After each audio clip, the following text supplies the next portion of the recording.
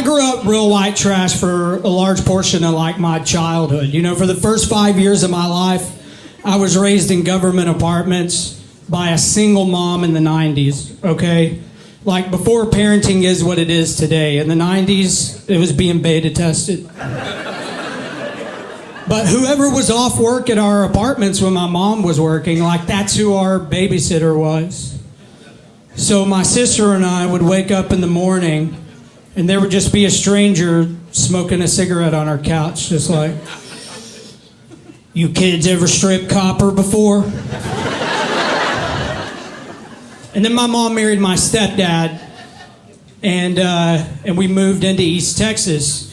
I was raised Pentecostal. Any Pentecostals in here?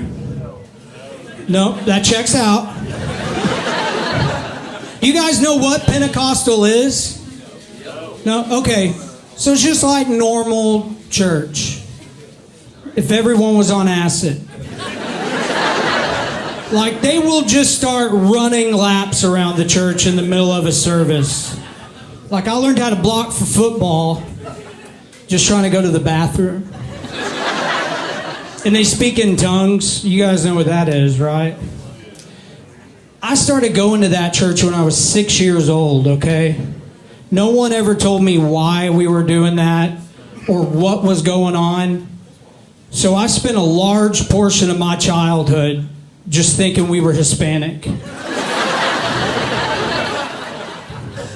But my real dad was in my life on and off. So I had a very like unbalanced raising, you know, like I had my stepdad who's very religious, and then I had my real dad who probably has all of your social security numbers. But like my stepdad was very inspirational. To this day, like he'll call me and say stuff like, "Son, just trust in God. He'll always be there for you." And then my real dad will call and say stuff like, "This is a collect call from the Dallas County Jail. Do you want to accept the charges?" But like my dad's never really taught me anything. Like my wife, she knows how to change her own oil.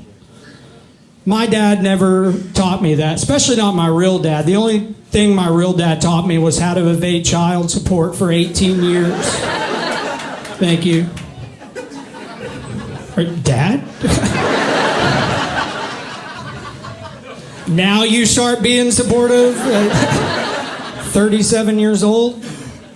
He's only behind like 120 grand in child support. So that's nothing, right? I'm not a very expensive kid. So I do like East Texas. One thing my real dad did do for me, he got me my first job, which I had a very weird job. Anybody have a weird job in their life? No? No one's ever worked at Waffle House at 2 a.m.? Who's had a weird job? Raise your hand. Okay, we're all mailmen. This is great.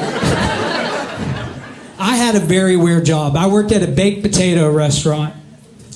You guys want to guess what we sold at this baked potato restaurant? Somebody got it. Mac and cheese. No, we sold meth. The owner used and sold meth at this baked potato restaurant for like 15 years without getting caught. And I was 16 years old. I had no idea. But like looking back at it, like as an adult, I'm like, you know, there were some signs. You know? Like you could get a fully loaded baked potato, $12. Right, pretty reasonable. You could add bacon bits for $300. The drive-through line was just all shirtless white guys in blue jeans on a bicycle. It was like, man, these guys with scabs really love baked potatoes. It's great.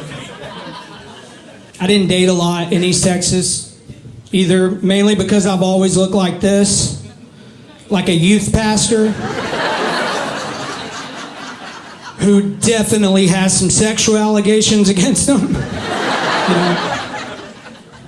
Like, I just look like I really want to give your kids guitar lessons.